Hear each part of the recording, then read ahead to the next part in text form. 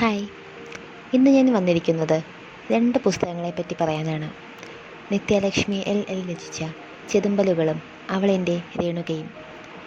നോവലുകൾ എന്ന പേരിൽ ഇറങ്ങിയ സിനിമാ തിരക്കഥകൾ വായിച്ച് മടുത്തിരിക്കുന്ന സമയത്താണ് ചെതുമ്പലുകൾ എൻ്റെ കൈകളിലെത്തുന്നത്. ഒരു മുൻവിധികളുമില്ലാതെ വായിച്ച കഥാസമാഹാരം. വായിച്ചു കഴിഞ്ഞപ്പോൾ മനസ്സിലായി, ഇനിയും ഇവിടെ നല്ല രചനകൾ ബാക്കിയുണ്ട്.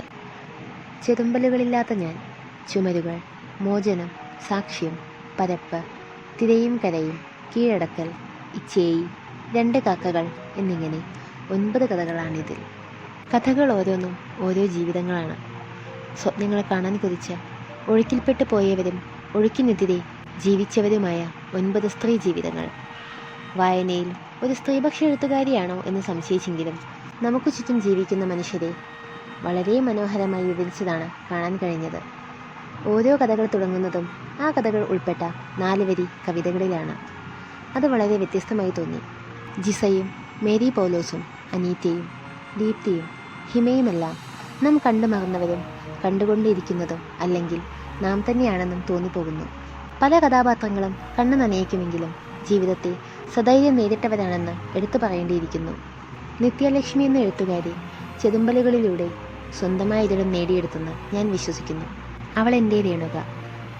ചെതുമ്പലുകൾ നൽകിയ വലിയ പ്രതീക്ഷ നിലനിർത്തിക്കൊണ്ടാണ് ഞാൻ അവളെൻ്റെ രേണുക വായിച്ചു തുടങ്ങിയത്. എൻ്റെ എക്സ്പെക്റ്റേഷന് ഒരു കോട്ടവും തട്ടാതെ അവളെൻ്റെ രേണുക വിജയിച്ചു. വളരെ മനോഹരമായ ഒരു നോവലാണിത്. ഒന്ന് പിശക് പറ്റിയിരുന്നെങ്കിൽ ഒരു പക്കാ സിനിമാറ്റിക് സ്റ്റോറി ആവേണ്ട ഒരു നോവൽ. പക്ഷേ എഴുത്തുകാരി തൻ്റെ സ്വതസിദ്ധമായ കൈയടക്കത്താൽ വളരെ മികവുറ്റതാക്കിയിരിക്കുന്നു. അറിഞ്ഞതും കേട്ടതും കേട്ടുകൊണ്ടിരിക്കുന്നതുമായ 2 പേരുടെ കഥയാണ് അവളെൻ്റെ രേണുക. രേണുകയും അർജുനും. പിന്നെ അവരുടെ ജീവിതത്തിലൂടെ കടന്നു പോകുന്ന ചിലരും. പ്രണയത്താൽ ജീവിതം മുറിപ്പെട്ടവൾ മറ്റൊരു സ്വപ്നം കണ്ടു തുടങ്ങുകയാണ്.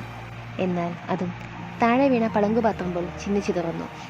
ഒരു തുള്ളി ദുഃഖം ബാക്കിയാവാതെ പൂർത്തീകരിക്കാൻ കഴിയാത്ത നോവൽ അവളെൻ്റെ രേണുക.